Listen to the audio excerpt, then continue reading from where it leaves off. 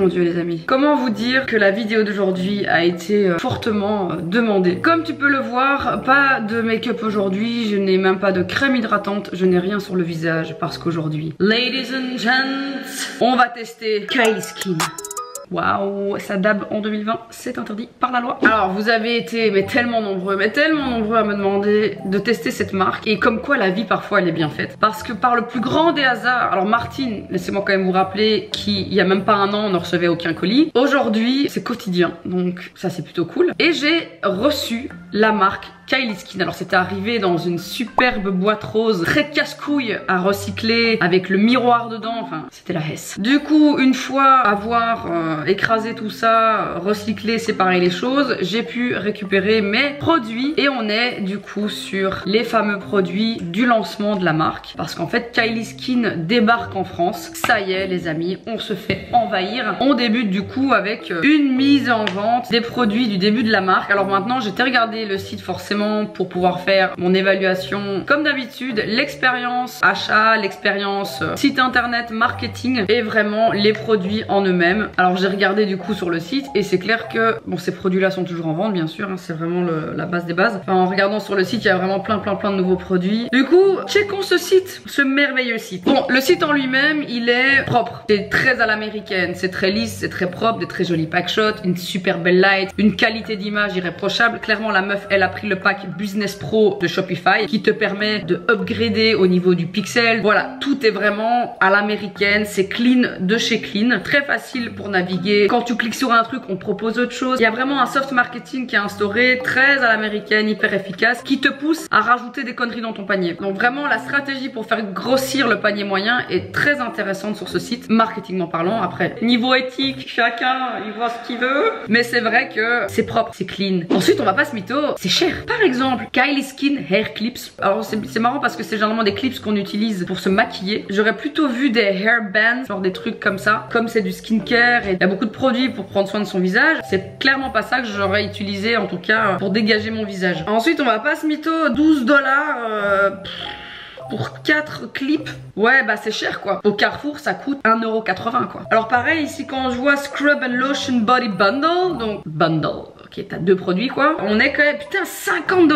50 $, moi je trouve ça très cher. 50 balles les amis, attendez, on va voir combien ça fait en euros. 41 €, et bah moi je trouve que 41 € pour une lotion corps et un scrub, je trouve ça un peu cher. À ce prix là, chez Yves Rocher t'as un panier rempli, avec probablement une compo bien meilleure. Alors le Face Moisturizer, alors ça je l'ai, c'est ceci. Alors c'est marrant parce qu'ils te font des packshots kiwi, machin, 24 $ quand même. Putain, je trouve ça cher, je trouve ça très cher. On a combien là de ml? 52 ml, non ça va en vrai il y a quand même beaucoup de produits. Mais bon 24 $, voilà, si t'as vraiment envie de te le choper ça reste accessible. C'est pas impayable, on n'est pas sur du Barbara Sturm où t'as 280 $ la crème visage. Donc c'est accessible, c'est payable, mais pour une étudiante, pour quelqu'un qui n'a pas non plus des moyens incroyables, moi je trouve ça cher personnellement. Sachant que t'as des crèmes visage en pharmacie d'une qualité irréprochable. Par exemple la Vinosource de chez Caudalie, pour moi c'est une des meilleures crèmes hydratantes sur le marché. C'est quand même un beau pot et c'est 26 €. Ça se vend 26 € en pharmacie. La compo elle est clean de chez clean, c'est 100 sur 100. C'est vraiment super clean. Alors d'ailleurs en parlant de compo, donc tu vois je me dis que voilà pour 2 € de plus t'as un truc hyper quali. Il faut savoir que comme c'est arrivé dans une grosse boîte, les produits ils étaient déjà comme ça dans le display et donc forcément je n'ai plus le cartonnage autour. Et qui dit pas de cartonnage dit forcément pas de composition. Donc voilà, même pas de carte avec, donc vraiment aucun moyen de pouvoir retracer juste avec les produits que j'ai en main de quoi est-ce qu'ils sont faits. Donc j'ai dû aller rechercher sur le site toute la liste composition, j'ai copié-collé, j'ai regardé un petit peu ce qui est dangereux, ce qui est moins dangereux sur cet hydratant visage. Ils te vendent le truc à base de kiwi, machin, incroyable. Et quand je regarde la liste des composants, le dernier composant, donc le tout dernier, c'est là où tu vas retrouver ce putain de kiwi. Donc la Cinidia Chinensis Kiwi Seed Oil. C'est le dernier composant. Donc autant vous dire qu'on est sur du 0,0000001%. Autant te dire que c'est juste un coup marketing. En parlant de compo, brièvement, avant de mettre tout ça sur la gueule, j'ai un peu peur. Je vais pas vous mytho, the bitch is scared. Quand je regarde la compo de ces produits, par exemple, on a ce lait tonique qui, selon Kylie, est extraordinaire. It's the best milk tonic on the planet. Il y a un truc, moi, qui m'effraie beaucoup dans les produits de Kylie, et on va les retrouver dans pratiquement, enfin dans tous les produits de sa gamme ici. C'est le phénoxyéthanol, qui est vraiment pas ouf. En fait, c'est un conservateur très puissant. C'est quelque chose qu'on va retrouver régulièrement dans les cosmétiques, mais quand je le vois ici dans sa liste de composition, il est quand même très rapproché des premières compos, ce qui est mauvais signe. Ça veut dire que c'est plus concentré que les autres compositions un peu plus clean, on va dire, qui sont pas non plus incroyables, mais voilà. Donc il y a une forte concentration de ce produit. C'est un conservateur qui est très mauvais. Alors en plus d'être un irritant oculaire, donc c'est drôle parce que tu vas te mettre ça sur le visage, sur les yeux, toi-même c'est en dessous des yeux. Déjà c'est pas ouf parce que ça, voilà, c'est connu pour irriter très facilement la zone oculaire. Faut quand même faire un peu attention, mais surtout c'est un perturbateur endocrinien. Je vais pas vous faire un cours de chimie, je suis pas non plus une bobo écolo, mais vraiment c'est un élément vraiment pas bon. C'est extrêmement mauvais pour le foie, pour le sang, ça a beaucoup d'effets aussi, en tout cas c'est suspecté, mais bon voilà, il y a quand même pas mal de recherches qui montrent à quel point ça peut avoir des effets sur les hormones. Et accessoirement, la fertilité, c'est pas foufou, c'est pas terrible. Et on va même le retrouver dans le sérum. J'ai ici le sérum vitamine C. Et alors dans cet hydratant visage par exemple, c'est vraiment le pire de tous, hein, je vous le dis. On va avoir forcément des PEG. Alors qu'est-ce que sont des PEG? En soi les PEG, c'est clairement la base d'une crème. Donc c'est quelque chose d'assez commun dans les skincare un peu de base, j'ai envie de dire. Il n'y a pas de réel danger. Il n'y a plus de réel danger pour la santé. Ça peut avoir des effets irritants, certes, mais ce n'est pas la fin du monde. Le vrai souci en fait des PEG, c'est la fabrication de cette substance. Parce qu'en fait, lorsqu'on fabrique des PEG, lorsqu'on fabrique cet émollient, il y a des résidus comme l'oxyde d'éthylène qui vont être produits pendant la production de ce truc. Alors il faut savoir que c'est un gaz extrêmement dangereux, extrêmement polluant, c'est cancérigène, c'est neurotoxique, enfin c'est vraiment une énorme merde. Alors évidemment, c'est nettoyé, c'est épuré de ce gaz, de ces résidus qui sont pas ouf dans les PEG ensuite utilisés pour créer la crème, mais c'est pas impossible, en tout cas c'est semi-réglementé, c'est pas impossible qu'il reste des traces dans les skincare qui contiennent des PEG. Donc it's not good enough. Bah du coup, on va commencer par se nettoyer le visage avec ce merveilleux produit, un foaming face wash. Alors c'est quelque chose que je n'aime pas trop, les mousses nettoyantes. Je privilégie toujours les gels ou les huiles démaquillantes, j'aime beaucoup. Mais donc on est sur ceci. Je vais me nettoyer, hydrater, etc. Scrubber le visage en face cam et puis j'irai à chaque fois rincer et on se retrouvera juste après. Alors ils préviennent déjà que si le produit entre en contact avec les yeux, rincez abondamment avec de l'eau, attention, pure, pas de l'eau sale, pure. C'est parti. Ça sent très léger. C'est très doux. Bon bah en tout cas sensorialité assez agréable. Alors je vais pas aller dans mes yeux parce que du coup ça va brûler de ouf. Ça me pique. Ok. Bon alors ouais ça me pique. Attendez j'arrive. Oh là là. Ça pique. What the fuck. Quelle horreur. Ah. Putain je suis toute rouge. Je suis méga rouge hein. Bon les gars c'est pas pour moi ce produit. Ça me picote en fait tout le long là. Horrible. Vraiment pas du tout agréable. Non mais je vais me taper une dermite à la fin de cette vidéo. C'est pas possible. Je suis sur un site américain. Il y a donc du cocomido propylbétaïne. Et en fait ça a été élu l'allergène de l'année en 2004. Super. Il y a du parfum artificiel. Donc ça c'est pas bon. Il y a du sodium benzoate. Ça c'est vraiment pas ouf non plus. Le skincare faut que ce soit propre quand même un minimum. Ça doit être un peu clean quand même. C'est quelque chose que tu vas aller étaler sur ton visage. Il y a quand même deux écoles. Il y a l'école de la cosmétique et puis le skincare qui est quand même pour moi encore un autre niveau au niveau du cleanness. Une fois qu'on a nettoyé son visage, on va le scrubber. Et là on va prendre ce fameux scrub qui a, oulala, on y retrouve de la coque je pense d'abricot, hein, donc de noix d'abricot. Alors c'est pas ouf parce que un scrub, les particules doivent pouvoir se dissoudre pour aller vraiment scrubber, nettoyer la peau en douceur sans aller l'abîmer. Et là je pense qu'on n'est pas du tout. Voilà à quoi ça ressemble. Je pense pas qu'on soit sur des particules qui se dissoudent. On va vérifier. Il y a beaucoup de particules. Wow, il y en a vraiment beaucoup. Ça ne se dissout pas. Donc ce sont des particules non solubles qui vont vraiment rester. Et donc c'est bien ce que je pense. Il y a même du mica là-dedans, c'est pas possible. Je suis sûre qu'il y a du mica là-dedans, je vais regarder. Alors pour le moment, je n'ai pas l'impression que ça me brûle. Ça devient un peu rouge quand même. Je commence à avoir des plaques. Je ne sais pas si vous le voyez. Je commence un peu à avoir des petites placasses de la routasse. Alors on fait le test du non-mouvement parce qu'en fait une crème quand tu vas la bouger sur ton visage, généralement tu sens pas que ça te brûle. C'est vraiment au moment où il se passe plus rien. Petit test, est-ce que je sens des gratouilles, des irritations? J'en sens un peu au niveau de l'arête du nez. Ouais, j'ai un effet, comment dire, je sens mes arêtes de nez quoi. Pas très agréable, ça me pique un peu. Et sinon, comme je le pensais, hein, ça ne se dissout pas. Donc on est vraiment sur des grains comme du sable en fait. Qui j'imagine, hein, c'est de la poudre. La coque du fruit de l'abricot a été, j'imagine, transformée en poudre, en espèce de sable. Et du coup, ben, donc ça c'est très mauvais. Vraiment un scrub qui ne se dissout pas, qui n'est pas soluble.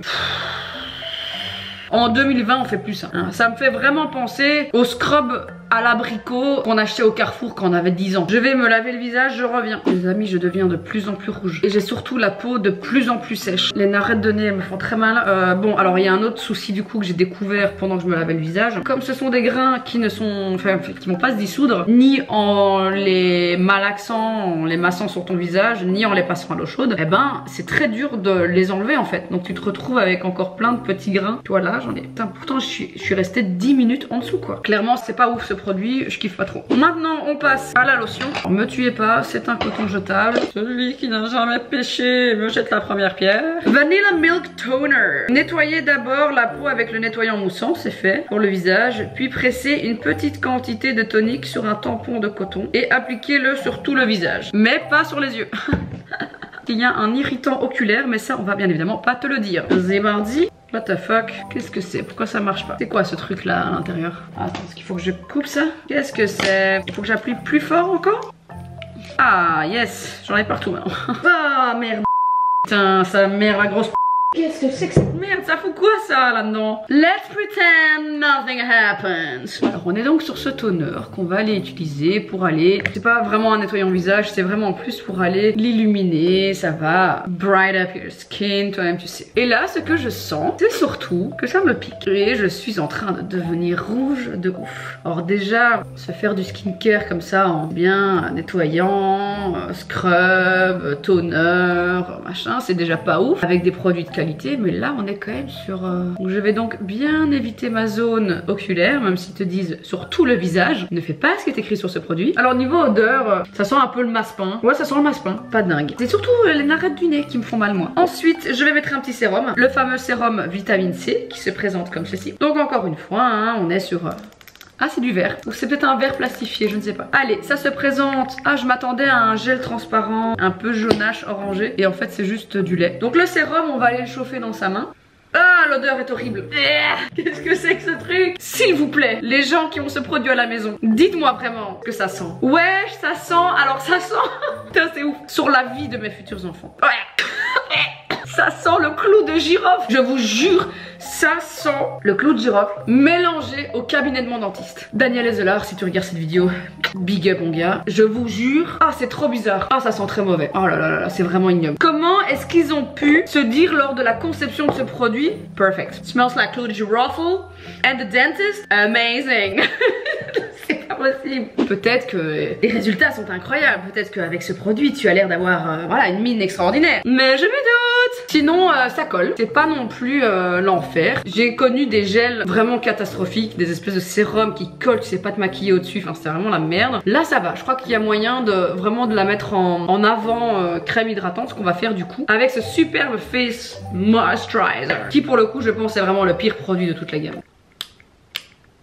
Ah, il y a cette odeur aussi. Attends, je vais quand même vérifier c'est quoi le parfum qu'ils ont mis là-dedans. Clairement, ils ne vont plus m'envoyer de produits. Hein. Ah, c'est sûr. Ils vont me nexter de la PR list. Martine?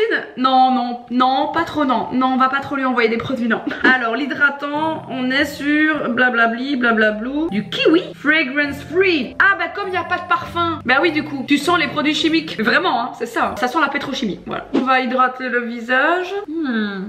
En fait, le problème, comme j'ai fait le scrub, j'imagine que j'ai dû me faire des petites lésions au niveau du visage et du coup et surtout là en fait. Ah oui c'est rouge. Oh ouais là j'ai très mal. Là ça me pique. Oh des deux côtés. En fait c'est vraiment les zones où la peau est beaucoup plus fine. J'ai très mal. Donc les narrettes du nez. Ici aussi ça commence à me faire des boutons. Je commence à avoir des plaques rouges. C'est pas ouf. Oh là là c'est vraiment pas ouf hein, ce produit. C'est dommage parce que c'était prometteur clairement. Mais j'ai envie de vous dire les amis, il y a tellement de marques extraordinaires sur le marché. Des marques hyper clean qui ont des produits incroyables. Je pense à Rennes par exemple. Produit marque qui fait donc des produits pour pour les soins visage, corps, etc. mais qui sont incroyables. Ouais, bon, on va terminer par le dernier produit. La crème pour les yeux. Allez, on va regarder. Qu'est-ce qu'il y a là-dedans? C'est pour aller revitaliser. Une formule unique. De la caféine, bien évidemment, pour aller enlever ces petites cernes de fils de chien. Du thé vert, de la vitamine E. Donc la vitamine E, c'est un antioxydant. C'est ce qu'on met dans tous les anti-rides possibles et imaginables. Pomegranate extract. Ça hydrate, ça enlève le puffiness et ça enlève les rides.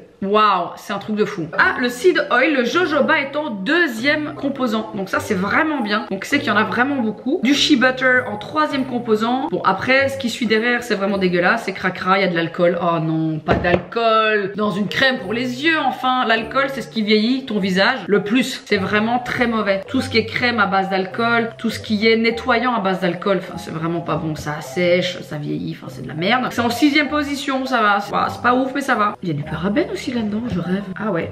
Bon, bah c'est pas ouf. Ok, c'est pas grave, on va tester quand même. Ah, waouh. Voilà, en fait, tu vas devoir utiliser apparemment l'embout. Pas méga hygiénique, mais c'est cute. Souvent on les voit en alu pour aller travailler le puffiness. Ici je comprends pas trop le concept d'avoir un applicateur pour aller travailler ta cerne alors que c'est juste du plastique. Il n'y a pas l'effet froid, enfin je comprends pas trop. La règle d'or hein, des crèmes hydratantes pour les yeux, c'est de surtout pas trop en mettre. Bon c'est chiant ce truc, c'est très chiant donc je vais le faire à la main. Alors j'ai l'impression qu'il y a un anti-cerne dedans. Ouais, il y a un truc qui colore carrément. Bah du coup ça te donne un effet d'avoir moins de cernes, mais forcément c'est comme un peu une crème de jour teinté en fait. Bon bah voilà, on est en tout cas sur quelque chose de coloré hein, qui va légèrement neutraliser je pense les tons un peu violets. Bon il n'y a toujours pas de parfum donc ça sent un peu oui ça sent un peu les produits chimiques. L'application voilà c'est pas grave. Là il y a vraiment de nouveau tu vois c'est pensé pour pouvoir se maquiller au dessus ça. C'est vraiment pas con. Je pense que c'est le produit que j'aime le plus de tout ce qu'elle a développé là. Franchement ça c'est le produit que je vais probablement utiliser encore à l'avenir. Tout le reste non parce que ça me donne des irritations, ça me fait mal, ça me gratouille, c'est pas très agréable. Donc voilà, overall, ce test se conclut de manière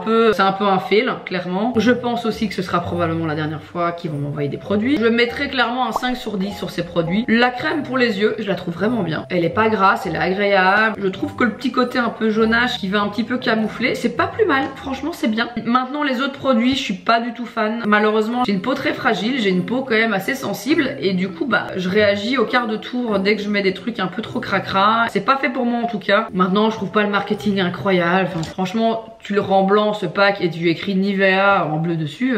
Voilà. Mais donc voilà, les compos bah elles sont pas dingues hein. Clairement je n'invente rien hein. Il suffit de regarder les compositions sur les packs, de vérifier ce que veulent dire chaque mot. Et pour du skincare je trouve pas ça dingue. Je suis pas une bobo écolo qui plante des tomates à tout va dans son jardin. Vraiment je suis pas la donneuse de leçons. Il y a assez de youtubeuses sur le marché qui le feront bien mieux que moi, whatever. Pour du skincare, je trouve ça quand même important d'aller choisir des choses qui sont propres, un minimum. Et j'utilise aussi des produits qui sont pas dingues, des produits par exemple chez Origins qui ont une très belle compo mais qui ont aussi des compos de merde. Donc voilà, à un moment donné, faut pas déconner. Mais là, c'est quand même beaucoup pas bon. Voilà, comment vous dire, it's not amazing. Mais merci quand même Kylie Skin de m'avoir envoyé ces produits. Donc voilà, je vous fais des énormes bisous. J'espère que cette vidéo vous aura plu. Je vous fais des gros bisous sur vos vagins.